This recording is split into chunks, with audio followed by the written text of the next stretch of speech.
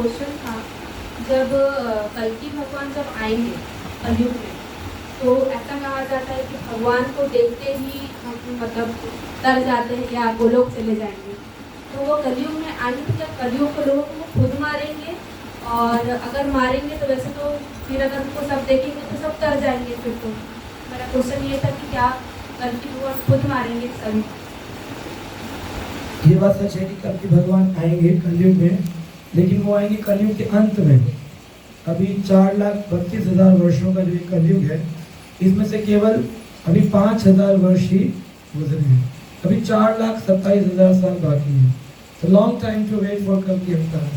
वो बहुत एंड में आएंगे, और उस समय जब वो आएंगे तो अपनी छोटे से घोड़े पर, छोटी हाइट के भगवान तलवार लेकर, और विष्णुयश ब्राह्मण के घर में, संबलपुर ग्राम जो कि उड़ीसा का बॉर्डर है, और उसमें तो बस वहीं पर भगवान आएंगे, प्रकट होंगे, लेकिन अभी नहीं।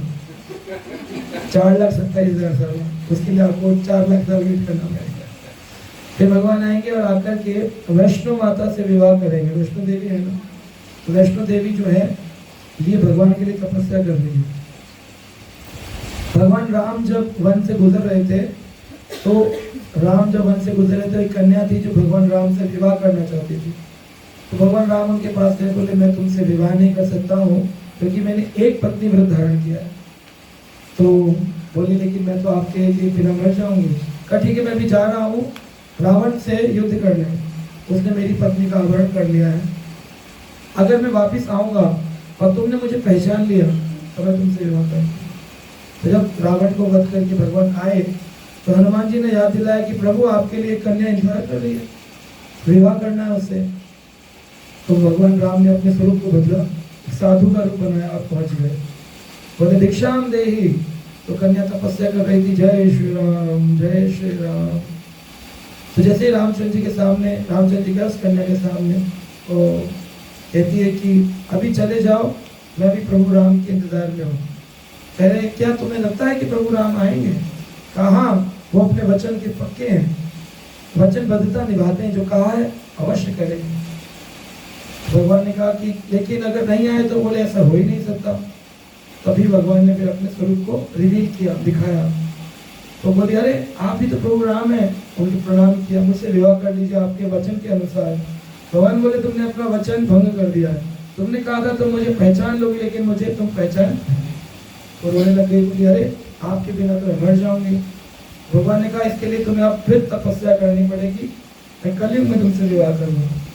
तब से उनको कहा कि तुम जम्मू में कटरा के पास, जहाँ पर लक्ष्मी, सरस्वती और पार्वती भी तपस्या करती हैं, उन तीनों पिंडियों के पास जाकर तुम तपस्या करो। तो कटरा में जाकर माता वैष्णवी है, क्योंकि राम की भक्त है, वैष्णवी, तो वैष्णवी माता वहाँ बैठ कर तपस्या करें। तो कलयुग में जब कल्कि भगवान आएंगे तो वैष्णव माता उन्हीं के इंतजार में तपस्या करें, उनसे विवाह हो। भगवान जिसको भी तारते हैं, मारते हैं, वो तो तर ही जाता है। तो भगवान लेकिन उन्हीं लोगों को तारेंगे जो भगवान के नाम की शरण ग्रहण की, क्योंकि कलयुग में केवल हरि नाम संकीर्तन है। 10,000 वर्षों बाद मंदिर खत्म हो जाएंगे, ग्रंथ जला दिए जाएंगे, मंदिर टूट जाएंगे, कलयुग बढ़ता जाएगा, घेरा अंधेरा आ जाएगा। ऐसे समय में केवल भगवान का नाम रहेगा। तो जो लोग भगवान के नाम की शरण ग्रहण करेंगे उनको तो कल्कि भगवान मुक्त करेंगे, लेकिन जो नाम की शरण ग्रहण नहीं करेंगे उनको कल्कि भगवान भी मारेंगे, उनकी सेना बाकी लोग मारेंगे, और मार करके उनको अपने कर्मों अनुसार नरक में दंड दिए जाएंगे। और किसी का प्रश्न हमारे पीछे हरे कृष्ण प्रभु जी, दंडवत प्रणाम। प्रभु जी मेरा प्रश्न ये है कि मैंने एक लेक्चर में सुना था कि हमें कभी भी अपने सेंस ग्रेटिफिकेशन के लिए कुछ भी नहीं करना चाहिए, और कृष्ण के नाम के आड़ पे भी कभी सेंस ग्रेटिफिकेशन नहीं हो करना चाहिए, मतलब कृष्ण का यूज़ करके अपना सेंस ग्रेटिफिकेशन नहीं पूरा करना चाहिए। तो जैसे मेरी इच्छा है, मतलब मैं चाहती हूँ, इच्छा नहीं है, विनती है भगवान से कि मेरे माता पिता और मेरे भाई भी भक्ति में आ जाए, और इससे मैं मतलब मेरे को बहुत खुशी होगी और मैं अच्छे से रह पाऊंगी। तो क्या ये मेरा सेंस ग्रेटिफिकेशन ही है क्या? नहीं, सेंस ग्रेटिफिकेशन मतलब है इंद्रिय तृप्ति। तो दो प्रकार की इंद्र तृप्ति है, एक है भौतिक इंद्र तृप्ति और एक है आध्यात्मिक इंद्र तृप्ति। जैसे अध्यात्म के नाम पर लोग मायापुर जाएंगे, कि हम मायापुर जा रहे हैं, लेकिन मायापुर में वो हरि कथा नहीं सुनेंगे, क्या करेंगे, फॉरेनर माता जी प्रभु जी के साथ घूम के फोटो खिंचाएंगे और फिर फेसबुक पर डालेंगे, कहेंगे वी आर इन मायापुर, लेकिन इसका कोई फायदा नहीं है। धाम की कृपा तो मिलेगी लेकिन पूरी कृपा नहीं मिलेगी, क्योंकि पूरी कृपा हरि कथा साधु संघ से मिलती है। तो वो साधु संघ नहीं करेंगे, हरि कथा नहीं सुनेंगे, तो वो क्या कर रहे हैं, आध्यात्मिक इंद्र तृप्ति तो कर रहे हैं लेकिन अध्यात्म की शरण लेके कर रहे हैं। इसी तरह से गोलगप्पे खाने का मन है तो भगवान का प्रसाद लगा गोलगप्पे खाएंगे, है ना, बोलेंगे हमने तो प्रसाद लगा लिया भगवान का, लेकिन क्या तुमने भगवान के लिए बनाया था? तुमने तो अपने लिए बनाया। वाइफ पूछती है हस्बैंड से आज क्या खाएंगे, बोले मटर पनीर बना लो, तो किसके लिए बनाया, कृष्ण के लिए, पति के लिए?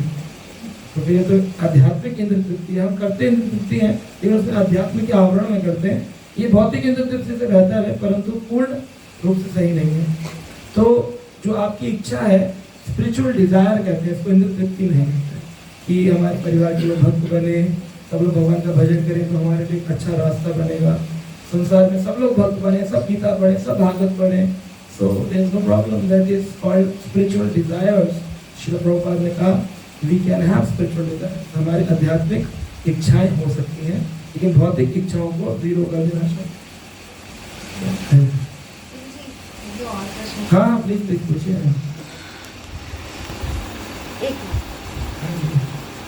प्रभु जी ये भी बोलते हैं कि शास्त्र पे मतलब जैसे शास्त्र बोलते हैं वैसे हमें विश्वास कर लेना चाहिए। मैं शास्त्र पे पूरा विश्वास करती हूँ पर एक छोटा सा बस डाउट है कि जैसे बोलते हैं ना कि जो पुरुष होते हैं वो ब्रह्मचारी बन सकते हैं, क्योंकि अगर उनकी इच्छा है तो वो शादी कर लेंगे और उनकी इच्छा नहीं है तो वो बिना शादी ब्रह्मचारी रहेंगे।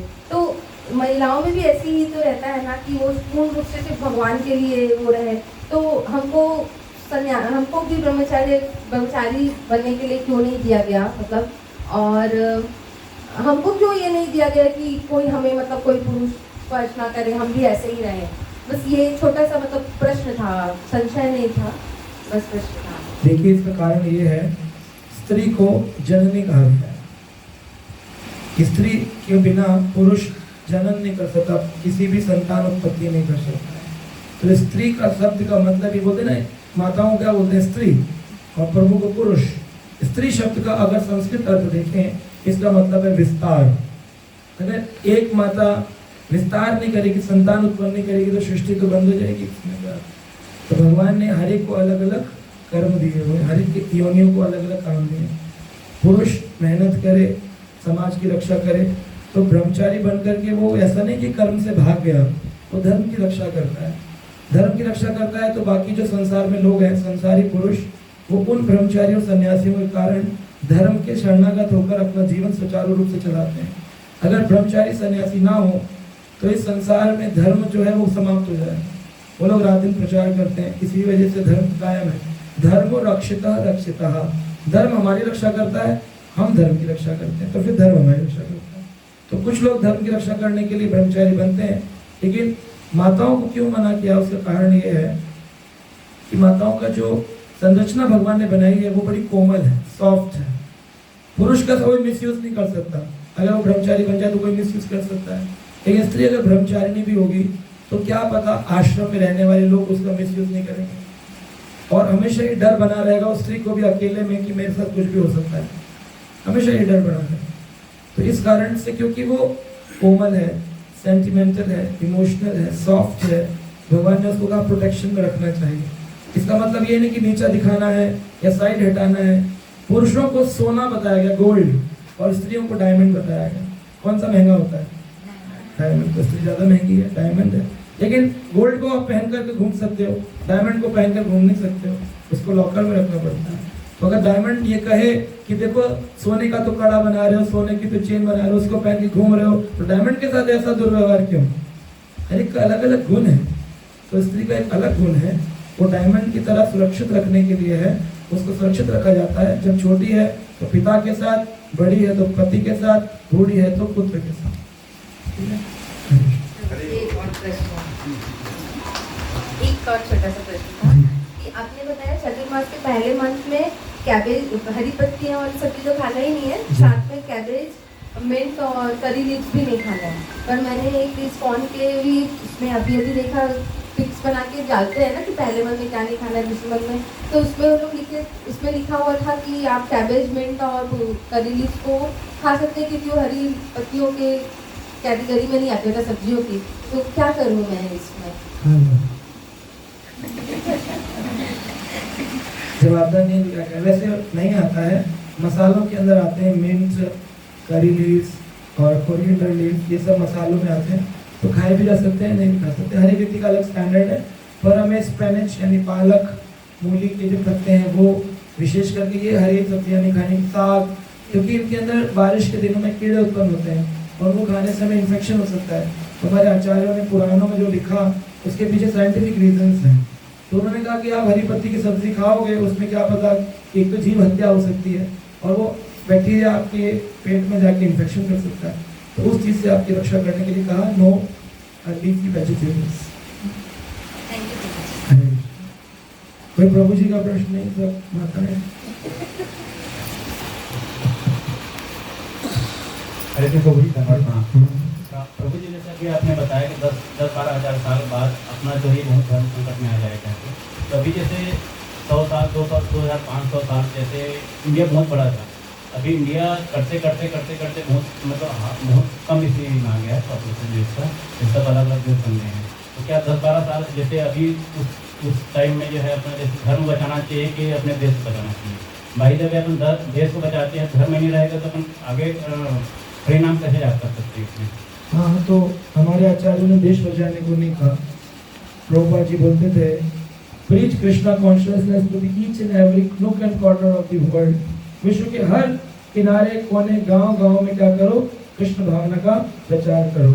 आज तुम इंडिया पाकिस्तान के लिए लड़ रहे हो कि ये जमीन मेरी है, कश्मीर मेरा कि तेरा, तुम मुझे कश्मीर दो, मैं तुम्हें चीर दूंगा, तुम मुझे खीर दो, ऐसे बोलते रहते हैं। तो ये सब करने की कोई जरूरत नहीं है। अगर मान लो पाकिस्तान के लोग हरे कृष्ण जपने लग गए, ऑस्ट्रेलिया के लोग हरे कृष्ण जपने लग गए, अमेरिका के लोग हरे कृष्ण जपने लग गए, तो फिर सारा तो इंडिया हो गया, इतना भेद रह गया। तो हम अगर धर्म का प्रचार करें तो पूरा विश्व भारत बन सकता है पुनः दोबारा से।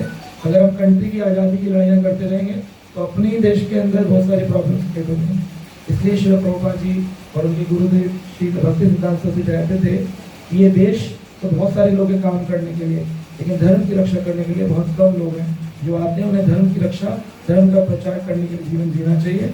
देश की रक्षा अपने आप होती है, धर्म रक्षा तो रक्षा। आप धर्म की रक्षा करेंगे, धर्म आपकी हर चीज़ की रक्षा करेंगे। ठीक है।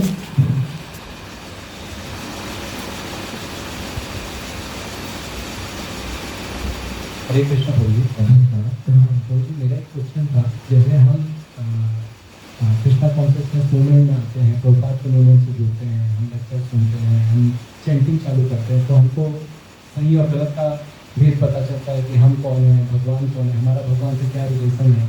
फिर जब हम इसमें थोड़ा और आगे बढ़ते हैं, सीरियस होते जाते हैं जैसे वैसे भक्ति में, तो एक दूसरा युद्ध चालू होता है हमारे मतलब भौतिक जीवन और आध्यात्मिक जीवन के बीच। कि क्या होता है कि अगर हम अब जैसे हम एक लाइफ जीते रहते थे, उसमें हम अर्निंग करते थे, ज़्यादा समय काम में देते थे, भक्ति में कम समय देते थे। अब धीरे धीरे होता है कि हमारा भक्ति का समय बढ़ता जाता है और काम का समय घटता जाता है। इस दौरान क्या होता है कि हमारे बीच में बहुत एक कंपटीशन टाइप का चलता है, अरे मैं इतना समय देता हूँ, अभी मेरा काम डाउन हो गया है, मेरे को यहाँ ध्यान देना चाहिए।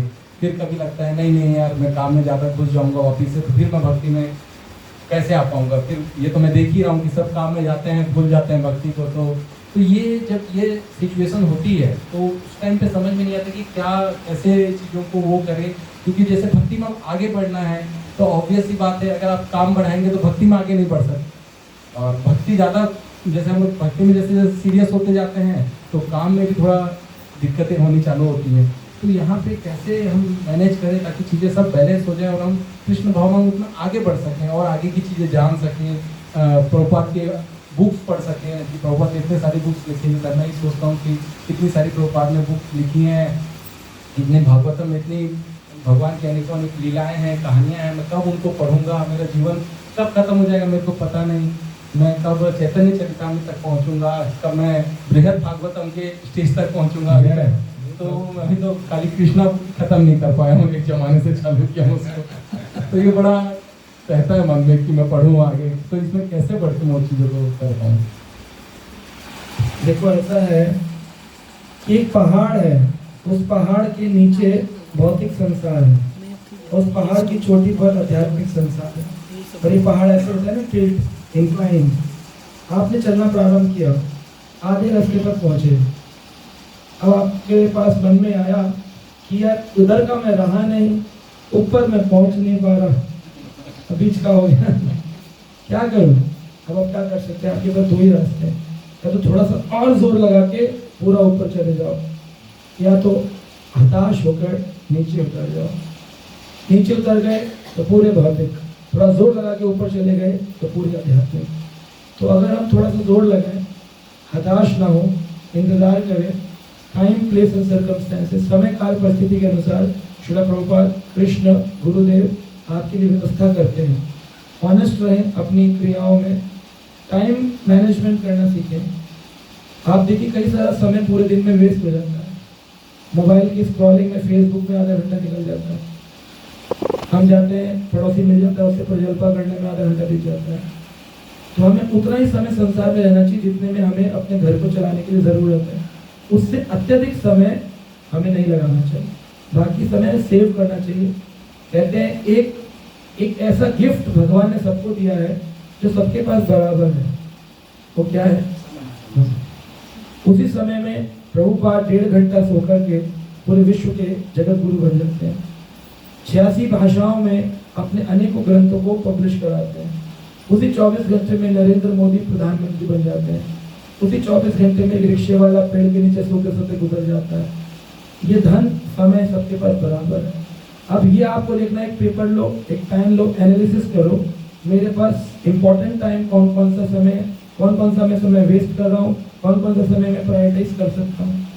तो अगर हम ऐसे प्रायोरिटी कर लें तो फिर आप देखेंगे आपके पास बहुत समय बच जाएगा। जैसे सुबह सोकर उठने की आदत, 4 बजे नहीं उठे, 7 बजे सोकर उठे, तो 3 घंटे तो वेस्ट हो गए सोने में। 3 घंटे वेस्ट हो गए, तो अब जो भी काम करने वो 3 घंटे डिले चलेगा। अच्छा, इधर नींद खुलती नहीं और उधर रात को नींद जाती नहीं, उधर जल्दी सोने का मन करता है 10-11 बजे, तो उधर भी हम कॉम्प्रोमाइज़ नहीं कर रहे, इधर भी कॉम्प्रोमाइज़ नहीं। दिन में दोस्तों यारों ने, पड़ोसियों, परिवार ने और ऑफिस के काम ने पकड़ रखा है, कहीं ना कहीं टाइम को कॉम्प्रोमाइज़ करके तो एक मैनेजमेंट करना पड़ेगा। वो आप अपना सेल्फ एनालिसिस करो, कौन सा समय वेस्ट हो रहा है। तो हम ये नहीं कहते अपना काम छोड़ दो, अपना काम करो, लेकिन उसमें टाइम सेव करो। जैसे गाड़ी चलाते जा रहे हैं, 1 घंटा निकल गया, अब उसमें फ़ोन पर बात करते हुए भी जा सकते हो, हरी कथा लगा के भी जा सकते हो। फ़ोन पर बात करते हुए गए तो भौतिक हो गया, हरी कथा सुनते गए तो आध्यात्मिक हो गया। वापिस आ रहे हो, वापिस आते वक्त कीर्तन लगा लिया या फिर FM का गाना लगा लिया, FM लगाया तो भौतिक हो गया, भजन लगा लिया तो आध्यात्मिक हो गया। ऑफिस में जाकर के बैठे, ड्रॉर खोली, उसमें अखबार पड़े हुए हैं, बहुत सारी किताबें पढ़ी हैं, इस बार छुट्टी पर मनाली जाऊंगा, शिमला जाऊंगा, जर्मनी जाऊंगा, पत्नी को कागवा ले आना है, गूगल पर सर्च करना है, 1 घंटा गुजर गया। और उसी जगह पर गूगल में सर्च करें वेदावेश, उसमें देखिए गीता में क्या लिखा है, भागवत में क्या लिखा है, पत्नी ने जो कही कि वहीं चले जाएंगे, मानना तो उसी की है, तो फिर इतना सर्च क्या करना उसमें, भगवान को सर्च करो। इस तरह हम देखेंगे बहुत सारा टाइम पॉकेट है जहाँ पर हमारा कैप्चर हो रहा है, वहाँ से निकालो अपने समय को, एक जगह लाके डाल दो। 2, 2.5, 3 घंटे निकल गए दिन में, तो भौतिक संसार भी चलता रहेगा, अध्यात्म भी चलता है, ठीक है। और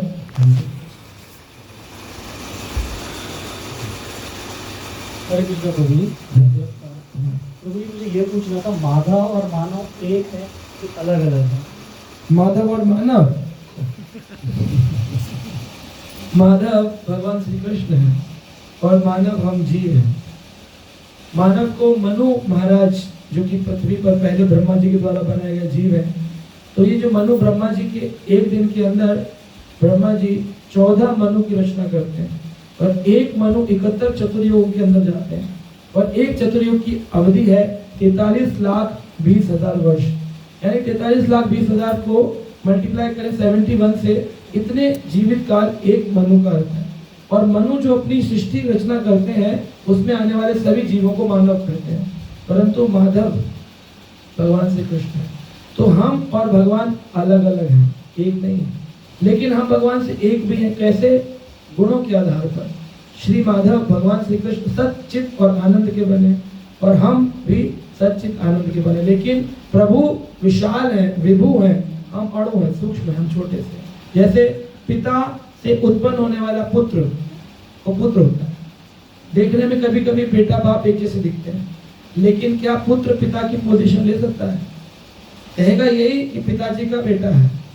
यहाँ तक कि कभी कभी पुत्र पिता को रिप्रेजेंट भी करते हैं। शादियों में जाते हैं, बोले पिताजी नहीं आ पाए, मैं आया, लेकिन फिर भी पिता पिता होता है, पुत्र पुत्र होता है। ऐसे श्री कृष्ण कहते हैं सर्व योनिष कौन तुए, जितनी भी कौन योनियां हैं, कौन सी पुत्र, उन सबको उत्पन्न करने वाला अहम बीज पदा पिता, मैं ही हूँ बीज प्रदान करने वाला पिता। चाहे वो छिपकली हो, चाहे कछुआ हो, चाहे वो बैल हो, गाय हो, कुत्ता हो, या मनुष्य हो, या स्त्री हो, पुरुष। तो हम ये देखते हैं कि भगवान ने हमको उत्पन्न किया, हम पुत्र हो गए, उनके अंश हो गए, लेकिन हम उनके बराबर नहीं हो सकते क्योंकि हम उनसे उत्पन्न हो गए। तो लोग सोचते हैं कि एक दिन हम जब शरीर छोड़ेंगे जाकर भगवान में लीन हो जाएंगे। आज तक किसी पुत्र को देखा है कहे माँ तूने मुझे जन्म दिया, अब तैयार हो जा, मैं तुझ में दोबारा लीन होने जा रहा हूँ, क्या वापस प्रवेश कर सकता है?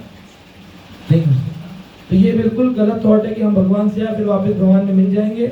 आत्मा का एक लक्षण है, आत्मा अक्लेक्य है, यानी इनसॉल्युबल एजेंट है। आत्मा कभी सॉल्युबल होता है ना, नमक पानी में घुल जाता है, ऐसे भगवान आत्मा कभी किसी चीज में लीन नहीं हो सकती। तो आत्मा हमेशा अपनी सेपरेट आइडेंटिटी बना के रखेगी। तो माधव माधव है, मानव मानव है। माधव की सेवा करो तो मानव की सेवा अपने आप हो जाती है। जैसे इस्कॉन में भगवान कृष्ण की पूजा होती है, अब इस्कॉन में आने वाले लोगों को प्रसाद खिलाया जाता है तो मानव सेवा हो गई, उनको ज्ञान दिया जाता है, विद्या की सेवा हो गई, उनका ख्याल रखा जाता है, केयर की जाती है। इस तरह हम देखते हैं कृष्ण की सेवा करने से भगवान कहते हैं आस्मिन तुष्टे जगत। अगर मैं संतुष्ट हो गया पूरा जगत संतुष्ट हो जाएगा। आस्मिन रुष्टे, अगर मैं रुष्ट हो गया तो जगत रुष्टे। इस जगत के लिए कितना भी कर लेना तो अंत में यही मिलेगा, अरे तुमने हमारे लिए किया ही क्या। बच्चे कहेंगे, पड़ोसी कहेंगे, पति पत्नी से कहेंगे, बता रहे तुम हमारी सुनते नहीं हो, हमारे लिए किया ही क्या, इतने साल खराब हो गए। इन कृष्ण के लिए थोड़ा भी करोगे, कृष्ण उसको आजीवन काल हमेशा एटर्निटी तक याद रखते हैं। तो भगवान कृष्ण और मनुष्य दोनों अलग अलग हैं। जीव भगवान का अंश है, भगवान विभु है, हम खड़ो हैं। तो हम क्वांटिटी में भगवान से अलग हैं, पर क्वालिटी में हम सेम हैं। क्वालिटी में सेम है, क्वांटिटी में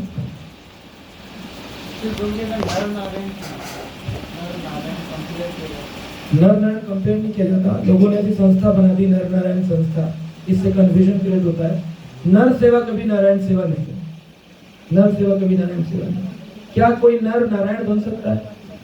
नहीं सकता। क्या कोई नर गोवर्धन पर्वत उठा सकता है? तो जब कोई नर गोवर्धन पर्वत नहीं उठा सकता तो कोई नर नारायण कैसे बन सकता है? जो नर नारायण आप सुनते हैं बद्री का आश्रम में, उसमें नर अर्जुन है और नारायण भगवान श्री कृष्ण। वो लीला करने के लिए अपने पार्षदों को लेकर के आते हैं, है ना। जैसे एक स्कूल में मैडम कहती है अगले स्कूल में जाना है, इंटर स्कूल कंपटीशन में ड्रामा दिखाना। तो स्कूल की टीचर बच्चे मिलकर एक ड्रामा बनाते हैं, प्ले, और जाकर दूसरे स्कूल में दिखाते हैं। लेकिन इसका मतलब ये नहीं हो उसमें एक राक्षस बन गया और एक देवता बन गया, दोनों युद्ध दिखा रहे हैं, तलवारें चल रही हैं। लेकिन क्या वो एक दूसरे से युद्ध कर रहे हैं सच में? तो एक्टिंग करते हैं। तो इसी तरह से भगवान और भगवान के पार्षद आते हैं लीलाओं करने के लिए, शिक्षा देने के लिए।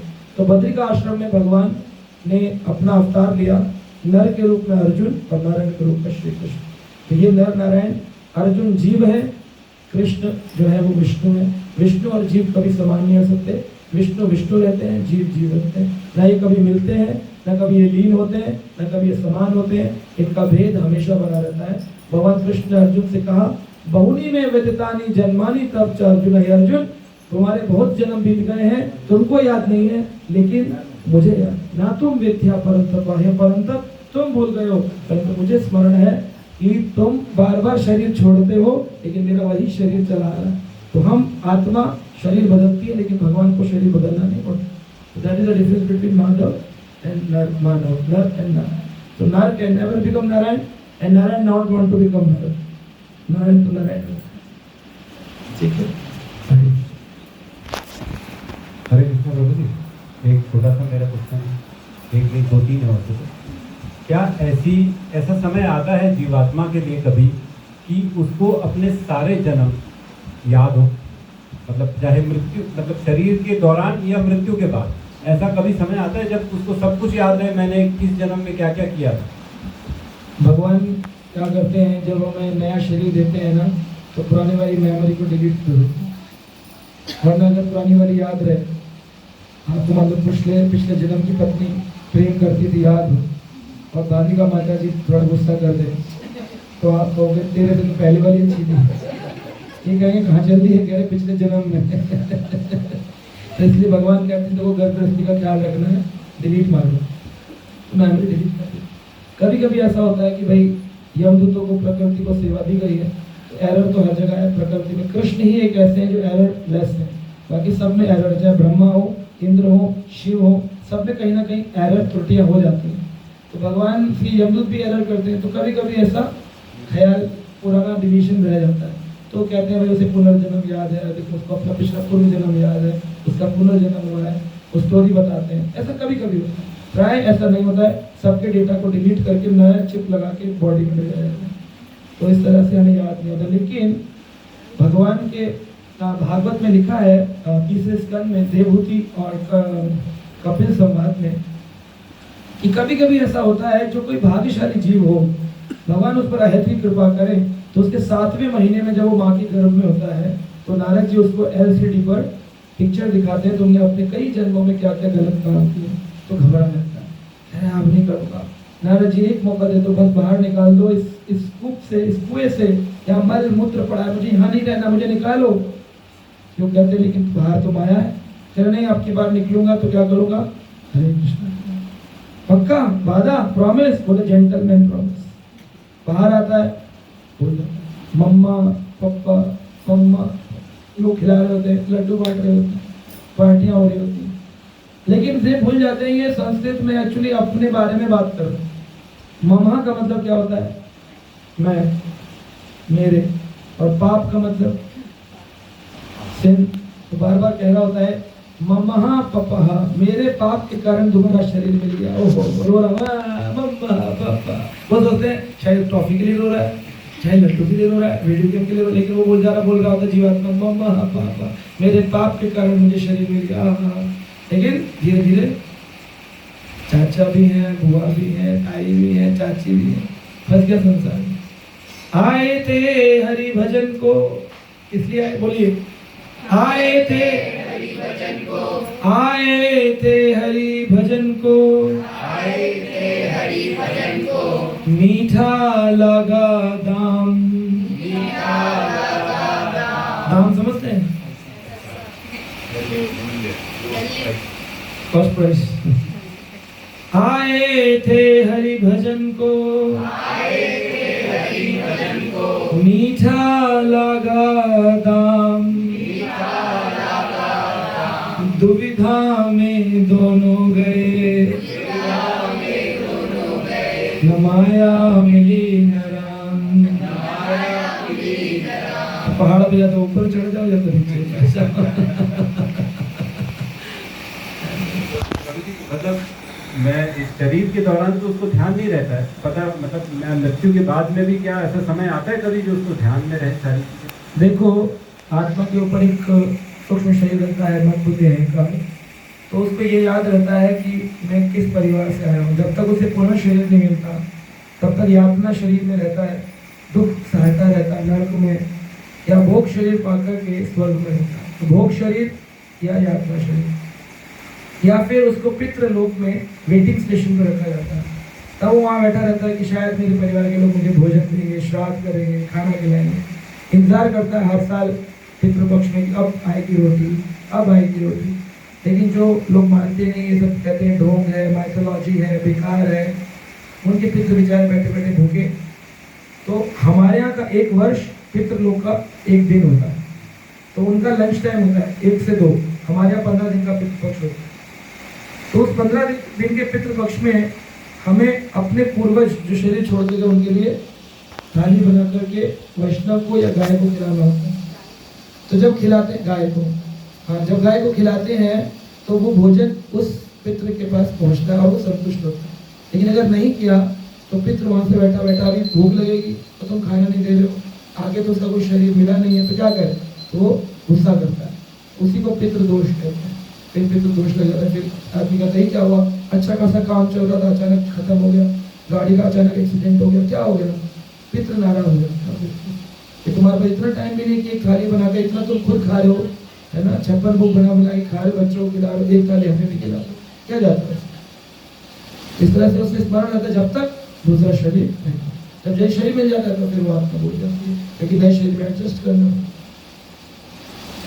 ये जो हम वैष्णव को और गाय को देते हैं, इसके अलावा भी किसी को दे सकते हैं? जैसे कई लोग बोलते हैं कि घर की कोई जो कन्या हो, कुमारी कन्या हो, या इस टाइप का भी तो प्रचलन सुना होगा। ऐसा करते हैं लोग, लेकिन ये शास्त्रिक नहीं है, क्योंकि लोग ऐसा सोचते हैं कि कन्या पूजनीय है तो खिला दो। यहाँ पूजा की बात नहीं है, यहाँ बात है कि जो पितृ के लिए भोजन दिया जाएगा और अगर वो वैष्णव उसे खाता है, भगवान ने 5वें स्कंद भागवत में कहा वैष्णव का मुख मेरा ही मुख जानो, अगर तुम वैष्णव को भोजन खिलाते हो वो भोजन मुझ तक पहुंच जाए।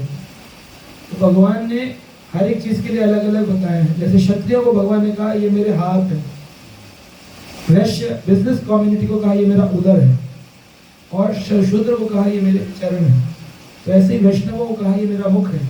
इस वैष्णव को दोगे तो मेरे मुख में मिल, अग्नि और वैष्णव, अग्नि में भी डालते ना केले स्वाहा करते हैं, तो अग्नि के माध्यम से भी मैं भोजन ग्रहण करता हूँ और वैष्णव के माध्यम से भी भोजन ग्रहण करता हूँ। तो वैष्णवों को देने से क्या होता है कि वैष्णव में संतुष्ट होते हैं, भगवान संतुष्ट होते हैं, तुम्हारे पितरों के जो पुराने किए गए कर्म आप कर्म बंधन है उनसे भगवान उनको मुक्त करें। इसलिए बेटी को दामाद को खिला करके शॉर्टकट तो बहुत सारे हैं, बट हमें वैष्णव भजन करना चाहिए, उस दिन कीर्तन करना चाहिए और वैष्णव को खिलाना चाहिए। एक छोटा सा क्वेश्चन और था प्रभु जी, जैसे कभी कभी ऐसी स्थिति आ जाती है कि हमारे कुछ धर्म है, एक पत्नी के प्रति, माता के प्रति, पुत्र के प्रति, सबके प्रति, समाज के प्रति, तो ऐसे दो धर्मों के बीच में कभी कभी आदमी उलझ जाता है, एक डिसीजन लेना है, या तो एक खुश एक नाराज। तो ऐसी स्थिति में कौन से धर्म को हम अपनाएं, कौन से डिसीजन ले, एक को नाराज करें, एक के प्रति अपन धर्म निर्वाह करें, एक के प्रति हम एक धर्म को छोड़ दें, तो ये कैसे डिसीजन लिया जाए? किसे कहते हैं धर्म संकट। तो धर्म संकट की घड़ी आ जाती है। देखो इसमें शास्त्रिक प्रमाण के अनुसार चलना चाहिए। शास्त्र जिसको देखो हमारे दिल को पता होता है सही क्या गलत क्या है। कभी कभी हम दिल की ना सुनकर मन की सुनते हैं, और मन की सुनने वाले मंकी होते हैं। मंकी कौन होते हैं? बंदर। तो मंकी जो है ना ये बार बार नए नए प्रलोभन देता है, तो दिल की सुननी चाहिए। दिल में आवाज आती है, मान लो शराब रखी है सामने, तो दिल क्या कहता है? अच्छी चीज है गंदी चीज है? कभी तो कोई भी शराबी हो, बड़े से बड़ा, अपने घर में बियर बार भी बनाया होगा, लेकिन जब पीने बैठेगा और उसका बच्चा आके पूछेगा क्या है, तो क्या बोलेगा? सही है, पीते हो ना? बता दिए, कोल्ड ड्रिंक, दवाई, ये दोनों ऑप्शन, ये सब सही ऑप्शन दे रहे हैं। तो दवाई है, कोल्ड ड्रिंक है, क्यों नहीं बताते हो कि ये शराब है? क्या लगता है अंदर से? ये दिल की आवाज। अब आप दिल की आवाज को काट के, क्योंकि दिल में कौन बैठे हैं? भगवान ने कहा हृदय देशी अर्जुन दृष्टि, अर्जुन तो तुम्हारे हृदय में बैठा। यहाँ से भगवान बोलते मत पी, गलत है। अंदर से आवाज आती है गलत है यार, मेरा मन कर रहा है, अंदर से कह रहा है, दिल कह रहा है गलत है, लेकिन अब मन आता है। मन संसार में फंसाने वाला है। मन कहता है अरे कोई बात नहीं, पी ले, क्या जाता है, थोड़ी सी चढ़ा ले, तू कौन सा शराबी नाली में थोड़ी पड़ा है, एंजॉय हो जाएगा, थोड़ा पी ले। तो वो किसकी सुनता है? दिल की छोड़कर मन की सुनता है। तो मन जीवात्मा का है और दिल परमात्मा का है। तो हमें दिल से आवाज आती है। अगर सास ने बहू को कुछ बोला हो और ये लग रहा हो कि हाँ ये गलत है, ये ऐसे नहीं कहना चाहिए था इनको, ये दिल कहता है ये गलत बात करी इन्होंने, ऐसे नहीं करना चाहिए मेरी माँ को, लेकिन मन बीच में आएगा, माँ है, तुझे जन्म दिया है, तू माँ के खिलाफ जाएगा, ये तो कल आई है, इसका साथ देगा, लोग तुझे जोरू का गुलाम कहेंगे। तो सही है, तो गलत होते हुए भी क्या कहेगा? माँ ठीक है। उसको वहां पर सही डिसीजन लेना चाहिए। अगर एक सही व्यक्ति होगा तो तो सही को सही और गलत को गलत कहना। हर व्यक्ति जानता है सही क्या गलत है। प्रसाद आएगा मंदिर से, प्रसाद रखा है तो बच्चों को बुलाकर खिलाएगा, आओ बेटा आओ प्रसाद खा लो, क्यों? उसे पता है ये सही। तो हमारे दिल को पता होता है सही क्या गलत क्या, लेकिन हम मन की सुनते, तो मन की सुनने वाले मंकी होते हैं, बंदर होते हैं। लेकिन हमको मन की नहीं सुननी चाहिए, शास्त्र प्रमाण की, या फिर पहली आवाज दिल से जो आती है, क्योंकि जो दूसरी आवाज आएगी वो मन की है और पहली आवाज दिल की। परमात्मा बोलते हैं हृदय से। जैसे गाड़ी चला रहे हो और सामने कोई भाग रहा हो तो मन कहीं टकरा ना जाए, मन में आता है, लेकिन फिर भी आदमी कहता है मैं संभाल लूंगा, ये मन बोलता है। तेज गति करता है, टक्कर हो जाती है, मन के कारण टकरा जाता है। दिल कह रहा था रुक जा, तो रुक जा।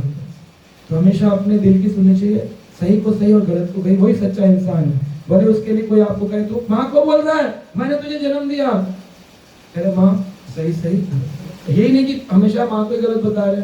पत्नी गलत है, बोले मैं तुम्हें छोड़ जाऊंगी, बोले छोड़ जाओ या रहो, गलत गलत है, सही कैसे होना चाहिए।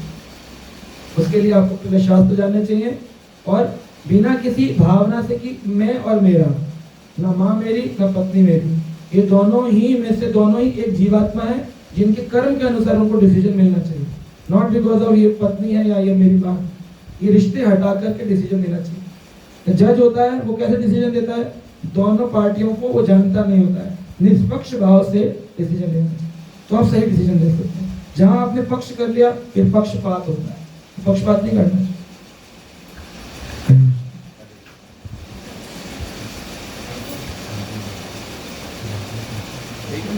ठीक है, संध्या काल में मिलते हैं हम सब लोग।